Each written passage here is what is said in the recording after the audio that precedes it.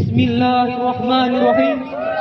Yang terhormat juri yang adil lagi bijaksana, yang terhormat ustaz dan ustazah, yang terhormat pembawa acara, dan yang saya sayangi serta saya banggakan, teman-teman seperjuangan fisabilillah. Warahmatullahi wabarakatuh.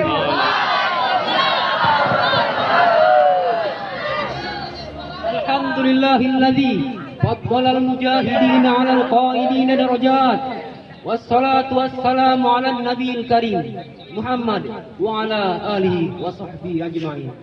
Asyhadu an la ilaha illallah wa asyhadu anna Muhammadan 'abduhu wa rasuluh alladzi la nabiyya wa la rasula ba'da.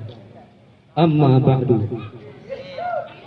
Sebelum saya melanjutkan apa yang ingin saya sampaikan, terlebih dahulu marilah bersama-sama kita panjatkan puji syukur kehadirat Allah Subhanahu wa taala, Tuhan sekalian alam, pelindung dan pemberi rezeki bagi seluruh ciptaannya, yang mana hanya dengan karunia-Nya lah kita dapat berkumpul di tempat yang sama-sama kita cintai ini. Salawat dan salam semoga tetap dianugerahkan kepada panutan alam, manusia yang paling mulia, yang tak pernah buat dia apalagi main sosial media. Ialah baginda besar Nabi Muhammad sallallahu alaihi wasallam, yang telah menunjukkan kepada kita jalan yang hak dan yang batil dalam kehidupan ini. Tidak lupa pula saya ucapkan terima kasih kepada semua yang berada di sini karena telah memberikan kesempatan kepada saya untuk berbicara dengan judul Jihad dalam Islam.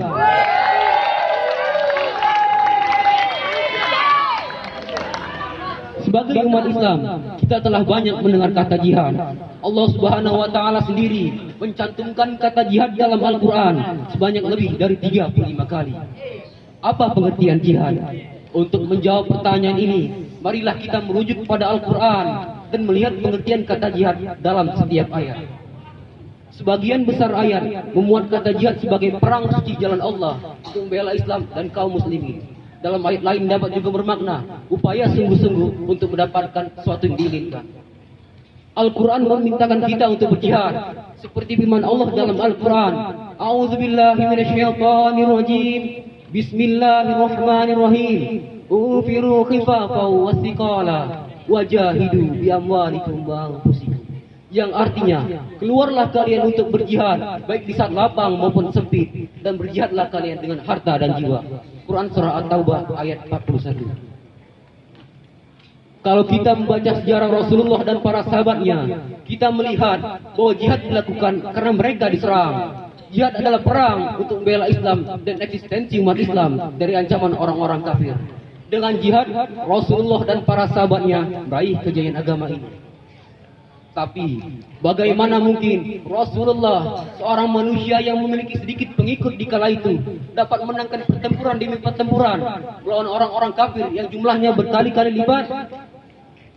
Ternyata jihad memiliki sebuah kunci, yang mana jika kunci itu dipegang dan dikuasai, maka keberhasilan dalam berjihad sudah dapat dipastikan. Apa itu kuncinya? Kuncinya adalah persatuan. Dengan persatuanlah yang membuat Islam tidak mudah dikalahkan. Dengan persatuanlah yang membuat Abu Jahal, khalifah orang-orang Mekah saat dulu kala, gemetar ketakutan. Al-ittihadu asasun najahi. Pangkal keberhasilan adalah persatuan.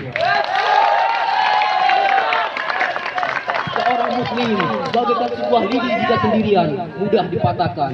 Tapi seorang muslim yang bersatu bagaikan sebuah lidi yang ditumpuk-tumpuk menjadi satu, tidak mudah dipatahkan. Kita memahami bahwa perintah jihad ini tetap berlaku sepanjang masa. Pertanyaannya, apakah jihad harus tetap dipraktekkan sekarang ini? Jawabannya ya, tentu saja. Marilah kita perhatikan kenyataan bahwa musuh-musuh Islam selalu merangi mereka. Mereka tidak akan senang, tidak akan rela jika umat Islam dan akidahnya masih bertahan. Sekarang ini Amerika Serikat dan sekutu-sekutunya menghancurkan negeri-negeri muslim seperti Afghanistan, Irak, Chechnya dan lain sebagainya. Umat Islam harus berjihad mempertahankan diri dari musuh-musuh Islam dengan mengadakan perlawanan terhadap orang-orang yang merangi mereka.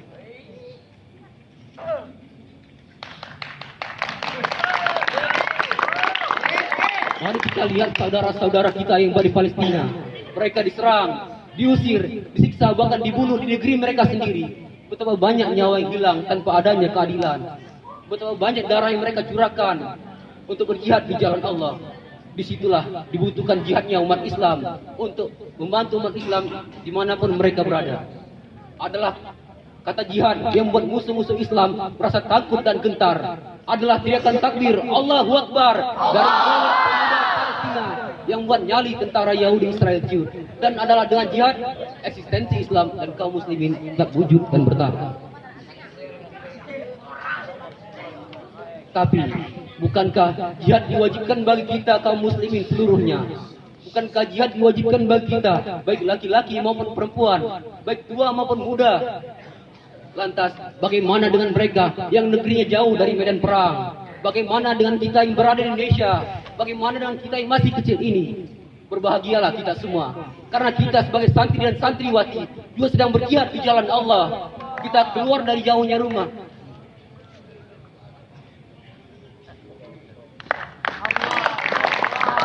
Hari menghafal Al-Quran, belajar bahasa Arab dan bahasa Inggris untuk berjihad di jalan Allah dengan menuntut ilmu. Seperti salah satu hadis Nabi yang sering kita dengar, A'udzubillahi man kharaja fi talabil ilmi fahuwa fi sabilillah hatta yarji'a, yang artinya barang siapa yang keluar dari rumahnya untuk menuntut ilmu, maka ia berada di jalan Allah sampai ia kembali. Hadis riwayat Tirmizi. Itulah jihad dengan harta dan jiwa yang sesungguhnya. Namun demikian, kita harus bijaksana dan berhati-hati untuk berjihad dengan cara dan bentuk yang tepat. Saya kira membunuh orang-orang sipil yang tidak berdasar bukanlah jihad yang benar. Saya juga meyakini bahwa musuh-musuh Islam ingin mengalahkan Islam dengan menuduh Islam sebagai teroris. Oleh karena itu, saudara-saudaraku, mari kita dalami Islam demi kejayaan Islam sampai akhir zaman.